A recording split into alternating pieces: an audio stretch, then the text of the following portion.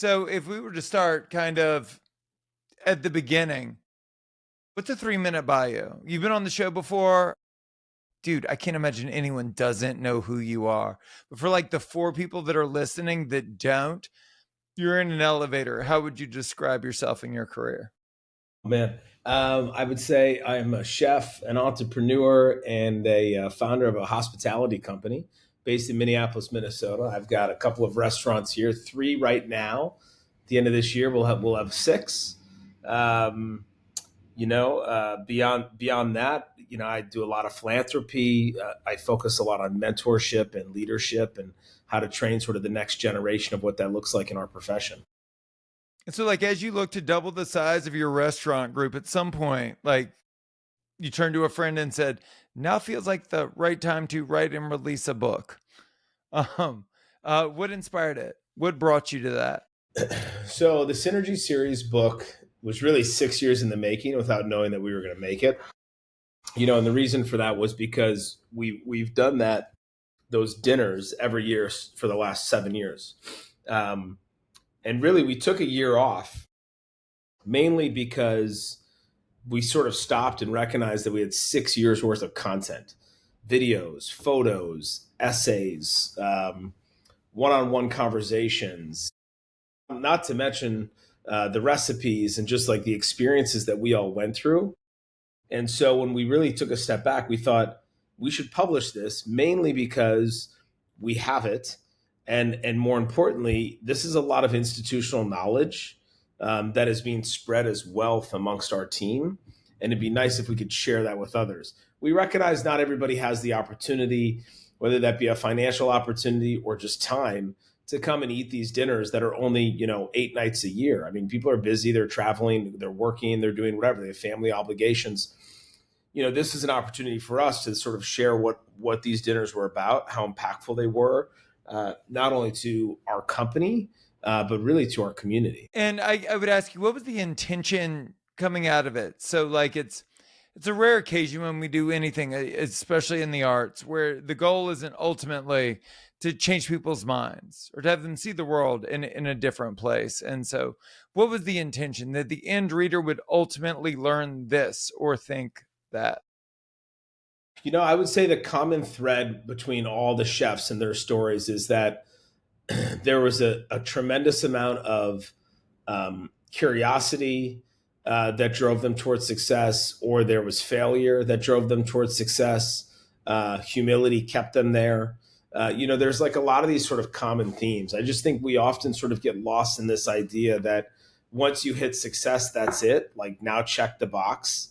When in reality, it's like once you've gotten to a point in which others think you are successful, it shows you how far away you actually are to getting to where you want to go, right? Because you're always raising the bar for yourself and for the others around you. And I would say that was a big takeaway from all of these chefs. I mean, all of these chefs are very dear friends of mine, and I've known them for years. So to just have them in the kitchen with my team and myself, but more my team, let them see like, hey, you want to see how others do what it is we do? Let me show you what it looks like to sit on top of this summit and look at these people and see what it is that they're creating and why it's important to them.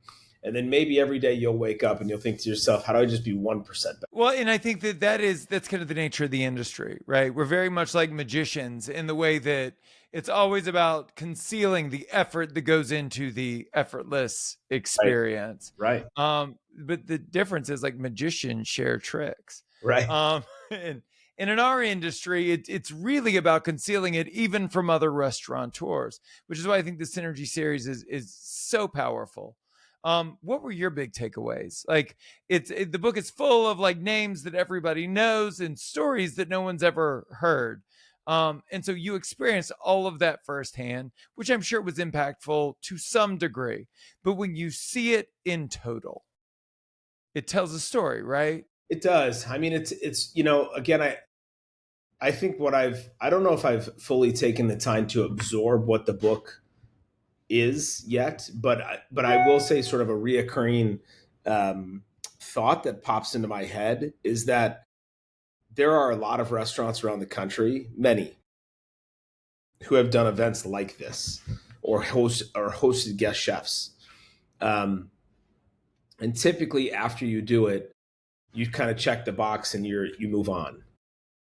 It is kind of astonishing that we like decided to stop, write an entire 225-page book associated with all these dinners, rally up all the photos, create art directions, write essays and recipes, put footnotes and head notes to them all. And then by the way, get it all taken care of and underwritten by Bell Bank so that we can provide all the profits to a charity. It is kind of one of those moments that I was like, at what point did I think we had time for any of that? I'm not necessarily sure, because we probably didn't, but we did, right? We made it happen. And there is, I'm sure there's this inflection point. I believe that imposter syndrome is a very real thing, right? And you've worked for great chefs, you've worked with great chefs. I'm sure if I asked you, hey Gavin, do you think you're a great chef? You'd be like, I'm pretty good. But at what point is there that mental transition where you begin to see yourself as a peer and there's less self-doubt? Yeah, I mean, I don't know. It's a good question. I would say that there's going to always be. I mean, the reality is that I'll be a peer to my colleagues who I was raised in this profession with, but I'll be a student to the mentors in front of me for always. So, like, that's never going to go away. Even if I see myself as a peer to some of these people, I'll forever be their student. And that's what the book was dedicated towards, was really to them.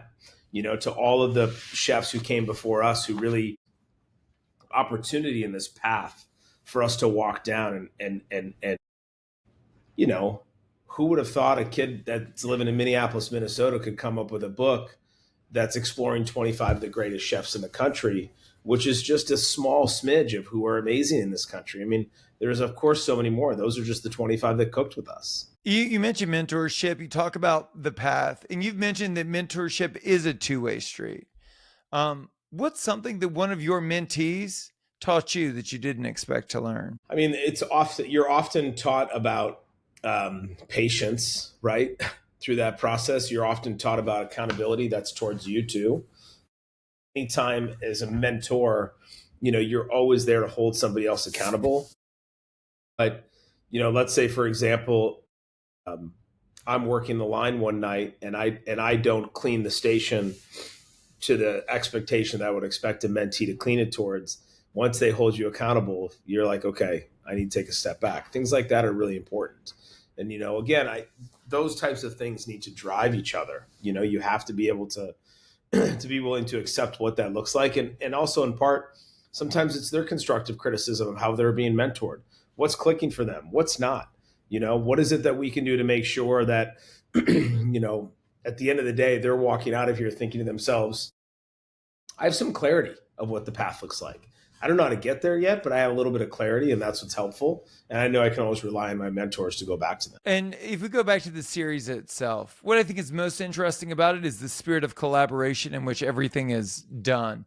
But you're a big personality and you're working across from big personalities. And I would assume that collaboration is a complex process. How do you collaborate without losing your identity, with making the other person seem felt and heard and seen while still expressing your own best practice? We become a chameleon to them, and the reason is because we want to make sure that they are receiving the best version of us for them while they're in our restaurant. Right. And in order for us to do that, that means like, okay, hey, maybe we'll do 2 or 3 of the courses. I mean, there are dishes that are pictured in the book that are not that are not always the dishes of that chef that was visiting, but maybe some dishes that we did. But there are often times, almost every dinner, a guest will come up and say, oh, I really loved this dish and that dish. And in our mind, we're like, one dish was theirs, one dish was ours.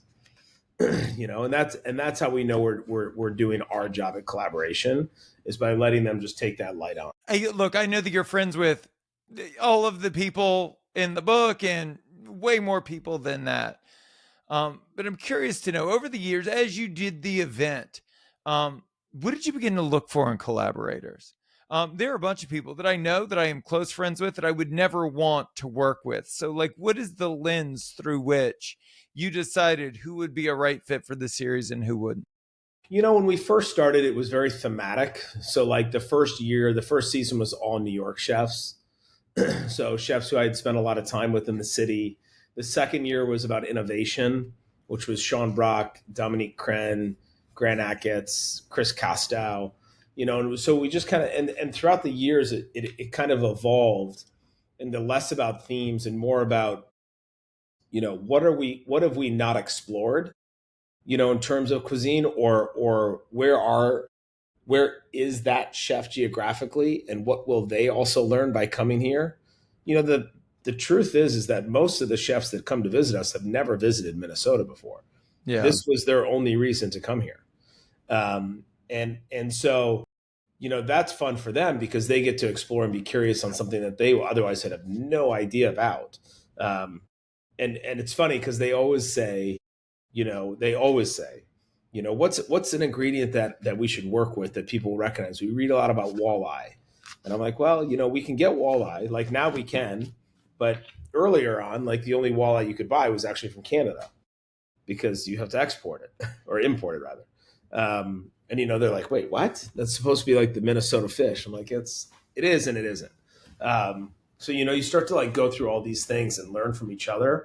And that's when you have the right one. And then outside of cooking, like, what did the experience teach you about leadership overall? Were there techniques or moments that you learned from that made you want to be a better leader or lead in a different way? I wouldn't say there was anything in particular. I mean, if anything, I just got to spend some time with my friends outside of the kitchen. Like when Daniel Hume was here from 11 Madison Park, he and I went to the museum one afternoon and walked around there and just looked at art and talked about life and went and had lunch and just connected on a personal level again. And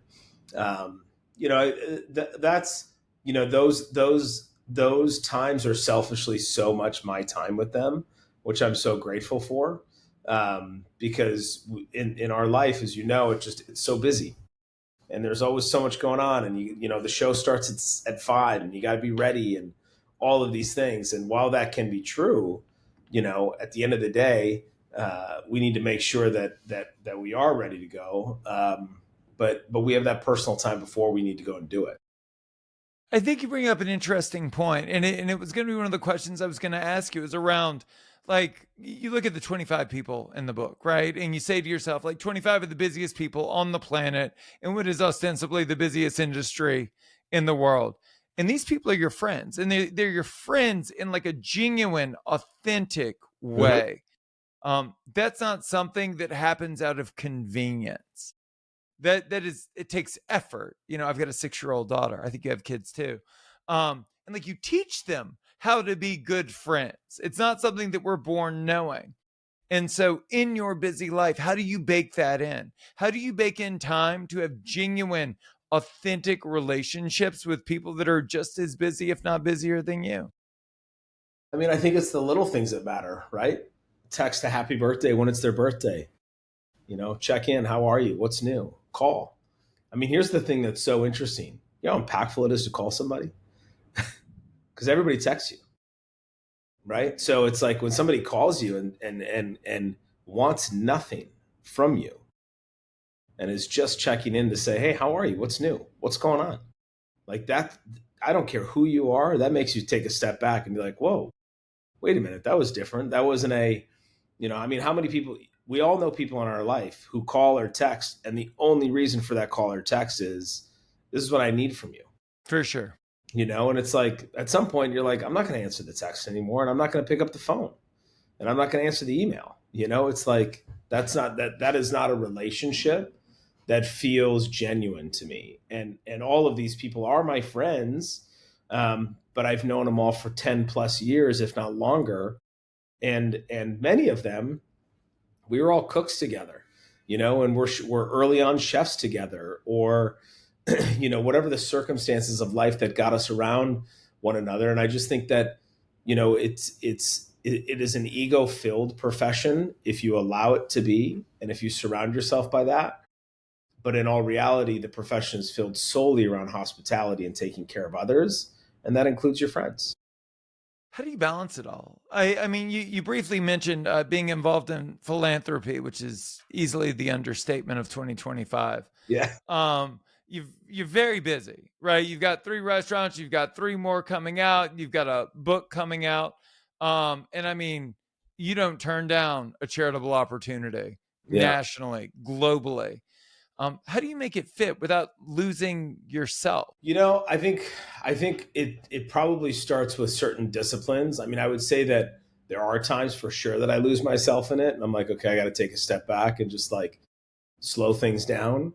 But a lot of it just kind of comes from the same disciplines. Go to the gym in the morning, take time to meditate when I get up, like, have my cup of coffee, spend time with my kids when I can spend time with my kids, leave the restaurant at 7 o'clock to go watch a baseball game or a hockey game or a soccer game because I can, and then come back afterwards. I just think that when you starve yourself of what it is you want, you never get what it is you're asking for. And so it's really hard to sort of manifest that because you're constantly like, I have chefs and I talk to them all the time. It's like whenever I hear a chef say to me, well, once we get through this, then I'll be ready to do that. And I always say, you're going to never get through that next thing. Like, you have to Sure. realize that next thing is always going to be there. So a friend of mine, a guy that I work out with, he climbed the world's tallest mountain last year, hit the summit. And he gave a great interview the other day. And I loved what he said. He was just like, I just kept telling myself, just take 10 more steps. Right. Then once you hit 10, take 10 more. And I just thought it was really, really clarifying, especially who he is, if you knew him, but it's very clarifying. If you think about it, it's like you don't always need to look at what does the picture look like so far in front of you, but sometimes just look at the next 10 steps. Um, another friend of mine has a great analogy. It says, take the view from the balcony, right? So sometimes you get stuck in it, right? And you're just in the mosh pit. Go up on the balcony, look down, and you see the maze out. You have 3 restaurants opening by the close of the year. Even if those are on a restaurant's timeline, they will probably open by the close of the year. Yeah. Um, but the reason I bring it up is because that could significantly change the way your life looks for at least 6 months, a year, assuming it goes well, maybe longer. Is there a trade-off there? Is there something that you're giving up to get that? And if so, what math did you do to ultimately decide that that's because Gavin, I'll be honest with you, I've interviewed like 500 people at this point. When people ask, who do you like the most and what do you like about them? You're one of the names that comes up because you just seem like a man that leads with intention. Um, and so I don't think you're in it for the money or the fame, even though those things have certainly come, I am sure. So why double the size of the restaurant group? What was the motivation behind it? And then, what was the cost? Yeah. So we've spent a lot of time in the last couple of years sort of getting to this point. I wouldn't say waiting for it because we've been creating it, and we've seen it come. So we've intentionally sort of waited for the right opportunity to say, hey, okay, now we're ready to go. Of course, when we thought of it all a year plus ago, it's all spread out. But as I explained to my team, even back then and now, when I used to grow restaurants with Danielle in New York City, he would often say, okay, we're going to open up DC, and then we're going to open up Boston, and then we're going to open up Singapore. And you're like, great, we got 3 months in between each opening. They open within 3 weeks. And you're like, Sure. oh my God, I got to go to Right. Singapore, DC, and Boston within 3 weeks of each other. So it's sort of inevitable that they all tend to sort of do that.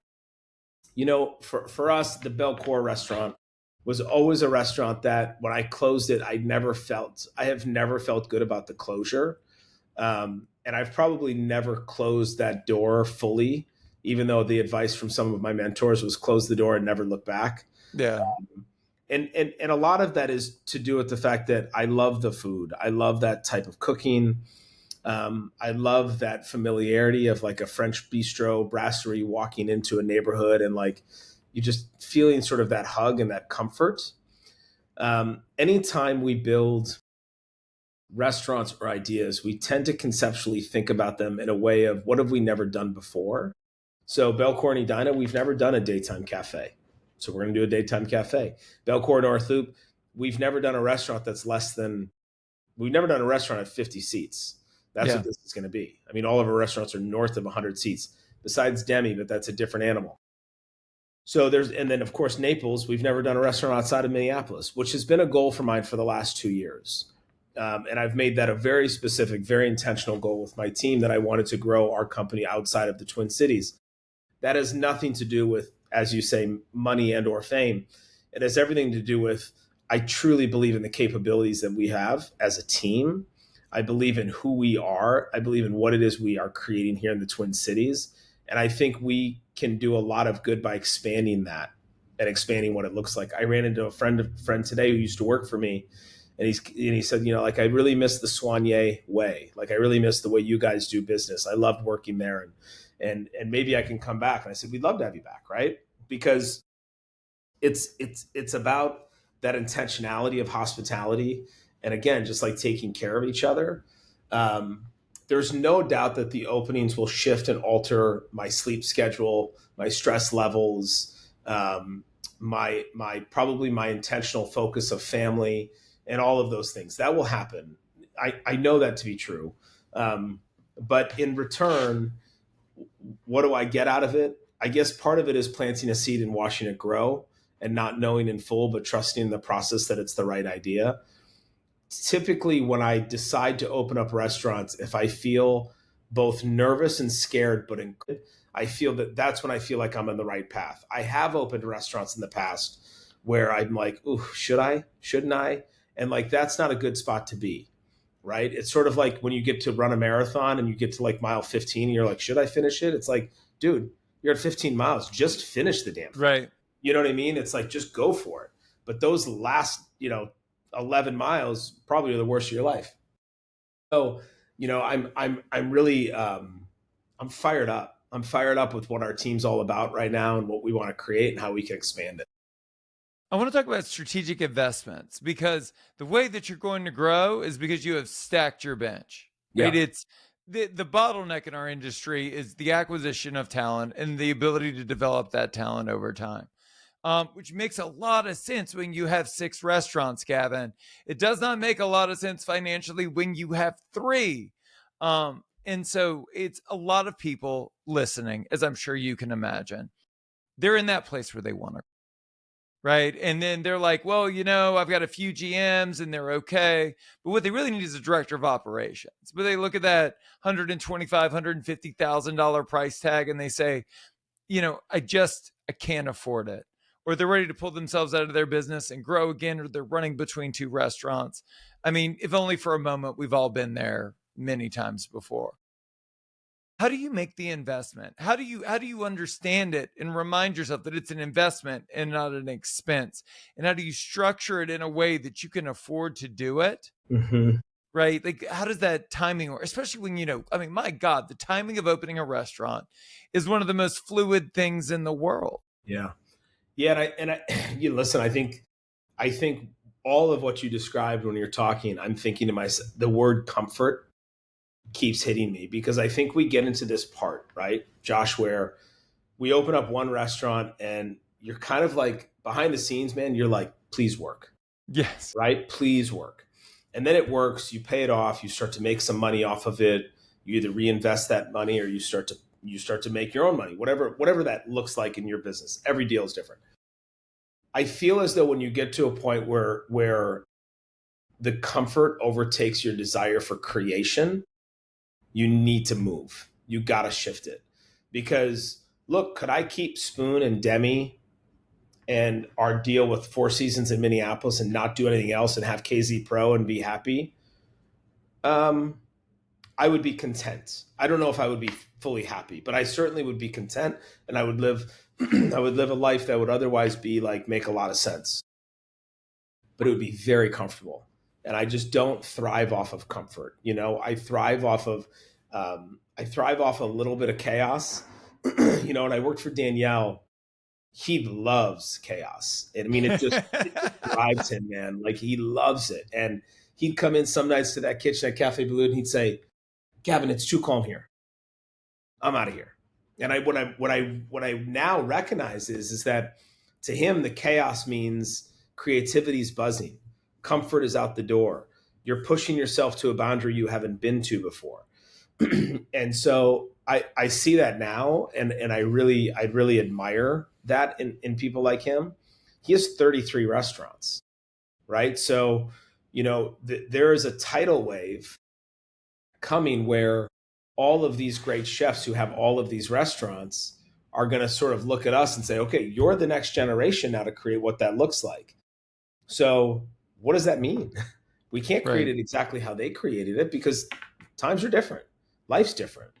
But how do we start to get into that movement? So, I do look at it as a pure investment on our team and myself.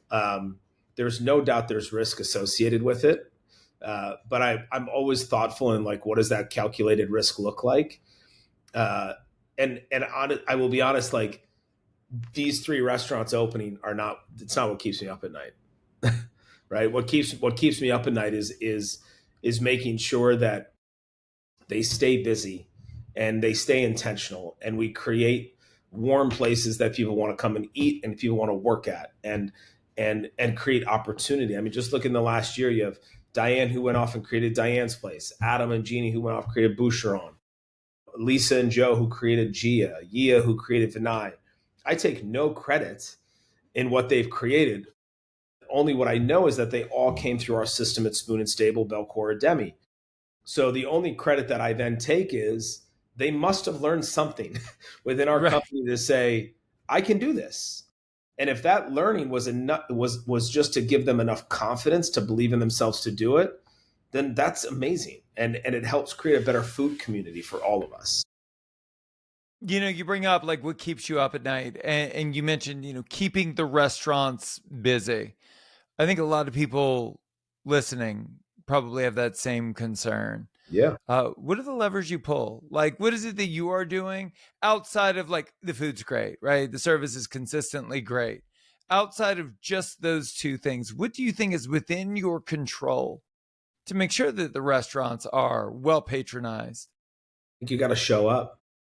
I think you got to show up. I mean, at the end of the day, I'm the owner, right? I'm the face, and the name that's associated with it. If I'm working from 7 a.m. until 4 p.m. and going home at night and never working dinner service, I see a difference in the P&L. And Sure. it's not because of quality. Trust me, I'm not cooking your food ever, right? I'm tasting it, but I'm not cooking it. It's about showing up and to be more transparent.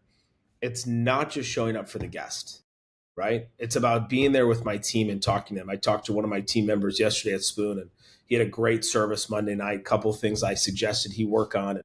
One of them I said, hey, instead of running to the back to grab the product so much, save you a little bit of time. I said, just do a little less. I said, let me ask you a question.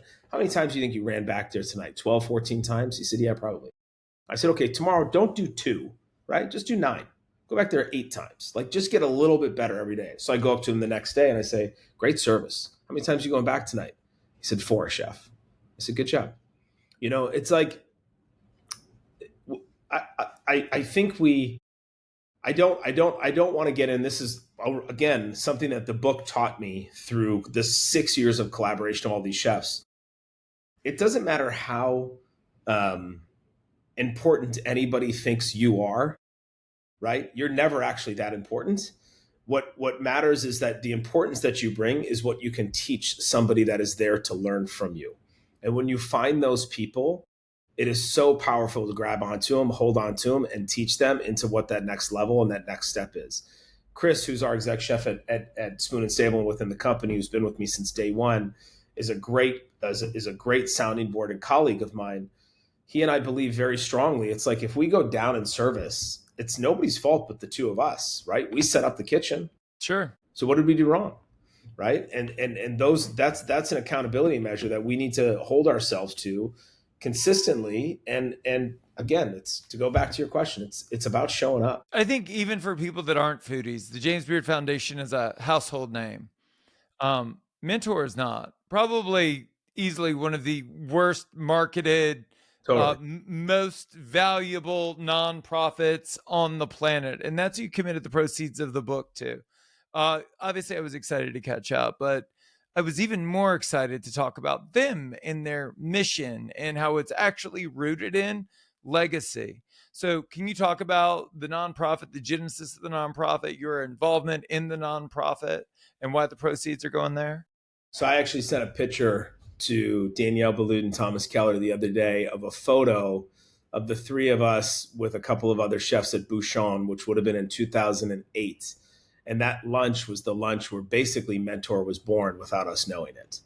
And I just sent them the picture and I said, this was day one of Mentor without us knowing. So the organization was founded by myself, Danielle Ballou, Thomas Keller, Jerome Bocuse. The intention of the organization when we first started was to help train and fund Team USA for Bocuse d'Or, which is an international cooking competition. Throughout the years, what we have expanded upon, and I would argue, although not well marketed, put more effort and energy into, is this intentionality of crafting a grant and scholarship program that is now known as the Andre Saltner Grant Program.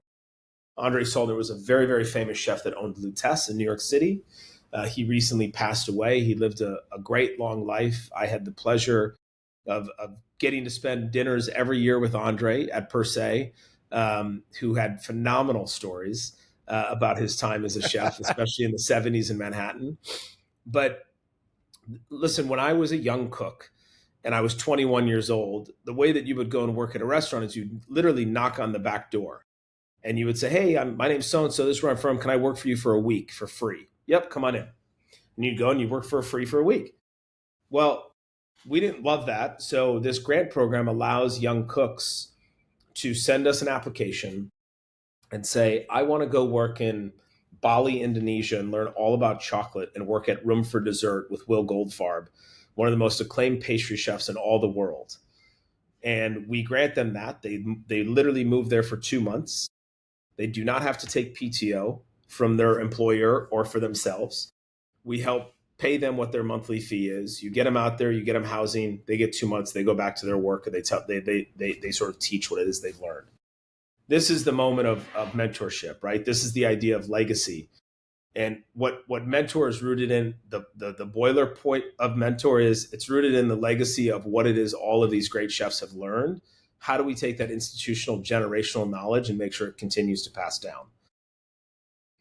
Because of the book is all about that, I thought there was no better opportunity than to say, hey, let's give all the proceeds to Mentor. And again, Bell Bank give us the opportunity to underwrite that book, so we didn't have to put a lot of out of pocket cost into it.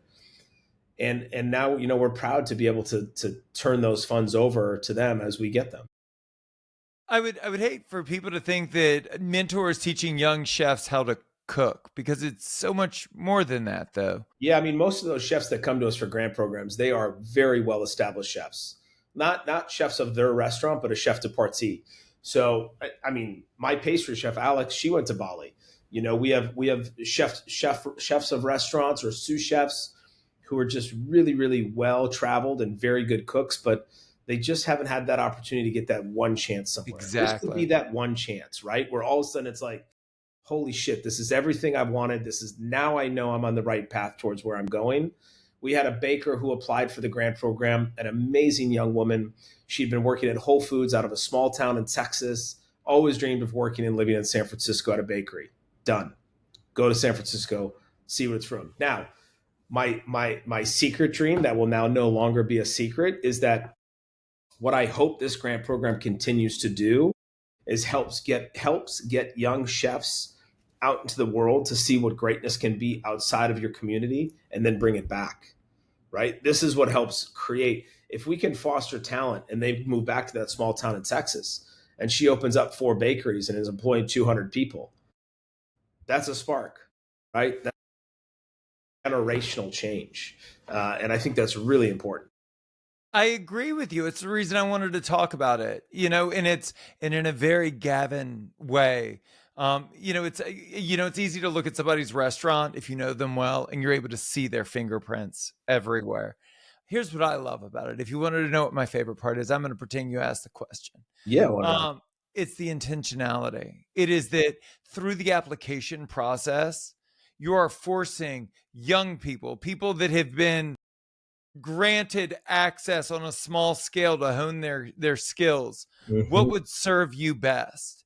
And then it is them forcing themselves into a position where if I have one dare to be great moment in my life, what should it be to propel me forward for the next 10, 15, 20 years? Your career looks very different than mine. I too was blessed at a young age to know exactly what I wanted to do with my life. But the path to get there was very non-direct. Yeah. As I figured it out, and what it lacked was intentionality. Ultimately, leading to building a very large, very successful restaurant group that I did not love. Hmm. Um, and what I love most about you and what you do, and the verve with which you do everything, is the intentionality. And I think Mentor is a beautiful manifestation of that. Yeah, thank you. I appreciate that. That's beautiful. I've got one more question for you. Okay. Um, and you're the second person I've asked this question to. I like to end with the same question every time. I heard this question the other day and I was like, shit, this is better than the questions I normally ask. Yeah, okay. And so this is it. It is, what is the advice you needed to hear most in your life or your career that you didn't get?